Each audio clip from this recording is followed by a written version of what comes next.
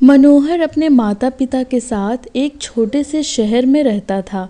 वो एक कंपनी में काम करता था जिसके पैसे से वो अपना खर्चा और अपने परिवार का खर्चा चलाता था। कुछ वर्ष बाद मनोहर की शादी हो जाती है। उसकी पत्नी का नाम रिया था। रिया एक बहुत ही लालची किस्म की औरत थी। रिया को जब भी पैसे मिलते तो वो तरह तरह के कपड़े और गहने खरीद लेती थी। वो जब भी किसी समारोह में जाती तो हमेशा नए नए कपड़े और गहने पहनकर जाना चाहती थी। जब उसके पास नए कपड़े और नए गहने नहीं रहते थे तब वो अपने पति मनोहर से जिद करके खरीदवा लेती थी।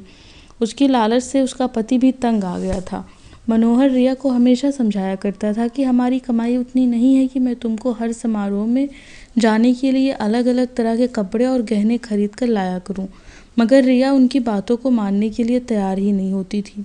एक दिन जब रिया किसी समारोह में गई थी तब उसकी एक सहेली मनीषा उसके घर पर आई। मनीषा ने रिया की सास से उसके बारे में पूछा। रिया की सास ने मनीषा को सारी कहानी बताई। मनीषा ने अब रिया को सबक सिखाने के लिए एक योजना बनाई।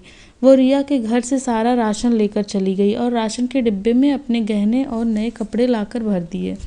जब रिया समारोह से वापस आई तब वो किचन के डब्बों में गहने देखकर बहुत खुश हुई। शाम हुआ। जब रिया खाना बनाने गई तब उसे राशन नहीं मिला। तब वे अपनी सास से पूछा, सारा राशन कहाँ गया? तब उसकी सास ने जवाब दिया, मैंने सारा राशन और घर का सारा सामान बेचकर तुम्हारे लिए गहने और कपड़े खरीद लिया है। तुम बदल बदल कर हर दिन नया पहनो। रिया बोली, मगर खाने के बिना मैं गहने और कपड़ों का क्या करूँगी? तभी उसकी सहेली मनीषा आई और उसने रिया को सब कुछ बताया कि यदि तुमको सबक सिखाने के लिए किया गया था।